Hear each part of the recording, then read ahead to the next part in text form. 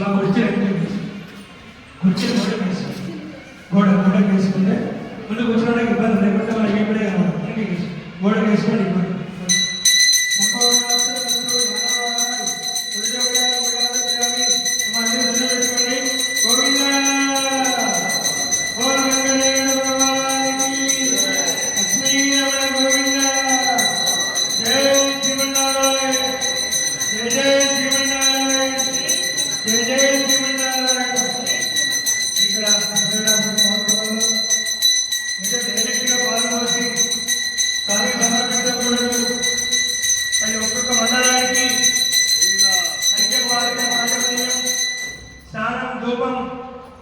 ఫలం దీపం ఇవన్నీ కూడా ఒక్కొక్క మండలం అంటే ఎన్నున్నాయి? ఒక్కొక్క మండలంలో చూడండి ఎన్నున్నాయి?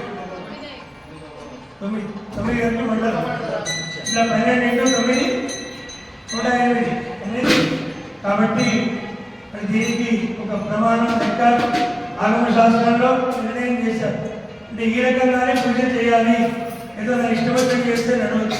కాబట్టి అది చేసి చక్కగా షోడశోపచార పూజ కార్యక్రమాన్ని నిర్వహించి ఇక్కడ బ్లౌజ్ పీసులు తీసుకురాము.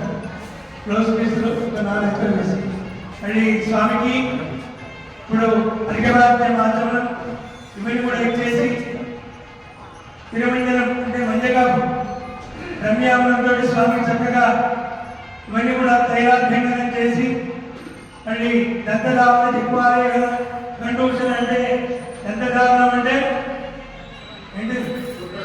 పండు కట్టుకోవడం, దిక్వారేవడం ఇవన్నీ కూడా చేసి షోడశోపచార పూజలు చేసి ఇప్పుడు స్వామి తిరుమంజనం చేయడానికి మీ పర్మిషన్ కావాలి అని నిర్మాణం మనం అడగారు.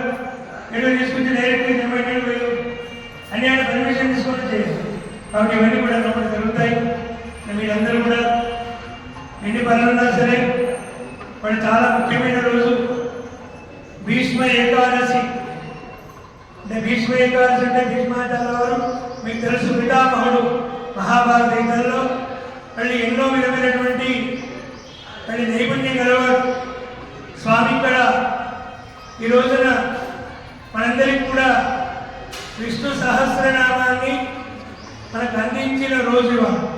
అంటే విష్ణు సహస్రనామం బర్త్డే అంటే ఎలా జరిగిందని మళ్ళీ పాండవులు కృష్ణుడు ఇక్కడ ఉన్నారు. కృష్ణుడు ఎన్ని చెప్పినా కూడా పాండవులకి ఏం మనసులో పడుతులేదు. భగవద్గీత శ్లోకాలు చెప్పాడు. పరిగెత్తేటువంటి అర్జునుడు కూడా మహాభారతంలో లాక్కొచ్చి నిలబెట్టి భగవద్గీత శ్లోకాలు చెప్పాడు. చెప్పినా కూడా ఆయన చెవులకు ఏమాత్రం ఇంత కూడా రాలే. సర్వధర్మాన్ పరిత్యజ్య మామేకం శరణం వ్రజ అహంతాం సర్వపాపేభ్యో మోక్షయిష్యామి మా శుచః అని ఇక్కడ చెప్పడం ఏంటంటే, ఎవరైతే భక్తులు నన్ను సేవిస్తారో, నన్ను స్మరిస్తారో వాళ్ళ యోగక్షేమాలను చూసుకుంటారని చెప్పి భగవంతుడు చెప్పడం జరిగింది. మరి ఇక్కడ ఏంటంటే మన మనాభవ మద్భక్త మధ్యాజీ మాం నమస్తు అంటారు. అంటే నువ్వు నా భక్తులుగా కావాలంటే ఎవరో కింద సేవ చేసుకొని నాకు ఇంత పుణ్యం కావాలని దేవుడు కోరకూడదు అంటారు. అంటే ఇచ్చేది బాధ్యత పెరుమాళది, సేవ చేసేది మనది అని చెప్పి భగవద్గీతలో చెప్పిన మహానుభావుడు ఎవరైనా అంటే శ్రీకృష్ణ పరమాత్మ. ఇప్పుడు అంతతో స్వామికి సరిపోలే. ఎప్పుడైనా పెరుమాళ్ ఏం చేస్తారంటే తన భక్తుడిని తన వైపు దృష్టి పట్టించుకోవడానికి ఎన్నెన్నో ప్రయత్నాలు చేస్తూ ఉంటారు. కానీ ఎప్పుడు కూడా దేవుడి చెయ్యి వదిలిపెట్టి పరిగెత్తడానికి మనం ఎంతో ప్రయత్నం చేస్తాం. నీ వద్దు, నీ దర్శనం వద్దు, నీ పూజలొద్దు, నీ పురస్కారాలు వద్దు, నీ గుడి కూడా వద్దంటాడు. ఎక్కడ బయట తిరుగుతుంటాడు.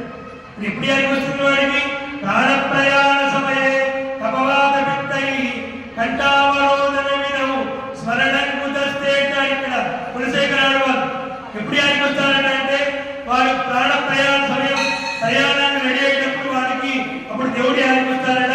వచ్చినా కూడా లాభం లేదని అంటారు. ఎవరు నిర్మాణం చెప్తారు. కాబట్టి మనిషి జీవితంలో మంచి కళ్ళు కనబడ్డప్పుడు, కాళ్ళు నడుస్తున్నప్పుడు, చేతులు తిరుగుతున్నప్పుడు, మరి మంచి మనస్సు ఉన్నప్పుడు, చోరు విన్నప్పుడే ఇవన్నీ పెరుమాళ్ళను సేవ చేసుకోవాలి చెప్పి పెరుమాళ్ళు పదే పదే చెప్పడం జరిగింది. అయితే కృష్ణ పరమాత్మ యొక్క ప్రేరేపణ పాండవులు చెప్పాడు. ఏమయ్యా, నా గురించి నేనే దెబ్బ కొట్టుకుంటే ప్రపంచమంతా ఏమనుకుంటుంది, నిజంగా ఇంకా వీడు డబ్బ కొట్టుకున్నాడు అనుకుంటాడు. కాబట్టి ఒక గురువు కావాలి. కాబట్టి ఎక్కడికి తీసుకెళ్ళాడు? ఆ భీష్మాచార్య దగ్గర తీసుకెళ్లి అంపశయ్య మీద రక్తస్రావం అవుతుంది మహాభారత యుద్ధంలో. వెళ్ళి పాండవులను తీసుకెళ్లి ఆ కృష్ణుడు పాండవుల దగ్గర నిల్చొని అప్పుడు కృష్ణ పరమాత్మ అడుగుతాడు, ఏమయ్యా భగవంతుడు అంటే ఎవరు, దాని గురించి మీరు చెప్పమంటాడు. పితామహుడు ఏమంటాడు తెలుసా? భీష్మ పితామహుడు, ఏమయ్యా కృష్ణ ఇంకా నాకు పరీక్ష పెడుతున్నావా, చాలా ఎట్లా చెప్పాలి నేను, నాకు గర్గసనం అవుతుంది, ఒళ్ళంతా కూడా రక్తస్రావం అవుతుంది, నాకు మాట వినబడడం లేదు, మరి ఎలా చెప్పాలంటే నిర్మాణ్యలాగా స్పర్శ చేశాడంటే గుర్తుపెట్టుకోండి. అవన్నీ భీష్ముడు ముట్టుకున్నాడు, మంచి కంట వచ్చింది, మళ్ళీ అవన్నీ రక్తస్రావంతో పోయింది. అప్పుడు మొదలు పెట్టారు ఎవరు, ఎందుకంటే ప్రమాదం అంటే ఎవరు, అవి నీ ద్వారా అని చెప్పాలి. ఎప్పుడు కూడా నా అందరూ నేనే నేర్చుకున్నానండి, మళ్ళీ ఆ గురువు ఎవరు ఎవరు చెప్పకూడదు. గురువు లేని విద్య గుడ్డి విద్య అవుతుంది, గుర్తుపెట్టుకోండి. కాబట్టి ఆచార్యుడు కావాలి. ఆచార్యుడి ద్వారానే మనం మళ్ళీ మోక్షానికి వెళ్ళాలంటే మనకు ఆచార్యుడు కావాలి. కాబట్టి ఇక్కడ ఎవరైనా ఆచార్యుడు భీష్మాచార్యులు ఇక్కడ భగవంతుడి వైభవాన్ని చెప్పేవాడు. కాబట్టి ఆ భీష్మాచార్యుల వారి ముఖతః వెలువడినటువంటిదే విష్ణు సహస్రనామం. అది వాళ్ళ దాని పుట్టిన రోజు వారు. కాబట్టి మనం సాయంత్రం ఉపదేశపూర్వకంగా పారాయణం చేద్దాం.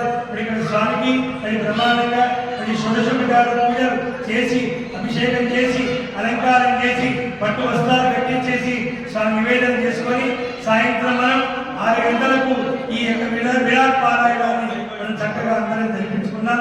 ఈ రోజున మీరందరూ కూడా చాలా భక్తి శ్రద్ధలతోటి కూర్చుండి ఈ అభిషేక మహోత్సవాన్ని సేవించుకొని ధరించవలసిందిగా మనం చేస్తున్నాం. ఇక్కడ అభిషేకం ప్రారంభం అవుతుంది. ఓం నమో వెంకటేశాయ. జై శ్రీమన్